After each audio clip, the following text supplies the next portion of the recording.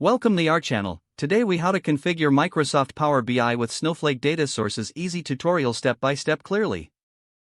Open Microsoft Power BI desktop. Click on Get Data on the home ribbon. In the Get Data window, select Snowflake from the list of data sources. Press the Connect button. In the Snowflake connection window, enter your Snowflake server name. Format the server name as account.region.snowflakecomputing.com. Input your username and password in the provided fields. Optionally, you can choose to save your credentials. Click on Connect to initiate the connection.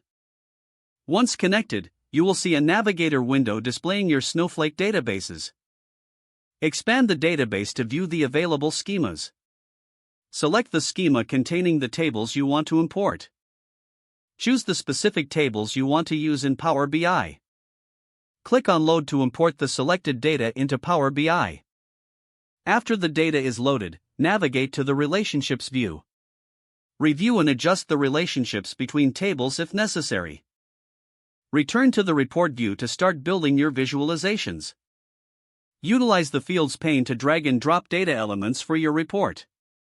Customize your visualizations using the available formatting options. Save your Power BI project periodically to avoid losing any progress. You are now ready to analyze your Snowflake data in Power BI. If the page does not load, refresh the browser or try again in a private or incognito window. Make sure you are using the correct email address, then retype it carefully to avoid small typos. If your password is not accepted, use the reset option and create a new strong password you can remember. Check your spam folder for verification or security emails, then complete any requested confirmation steps. Enable two-factor authentication if available to improve account security and reduce unauthorized access risk. After signing in, review your profile details so your contact information and settings are accurate and current.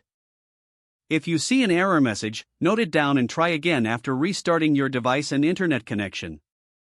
Don't forget to like this video and subscribe to our channel for more step-by-step tech guides.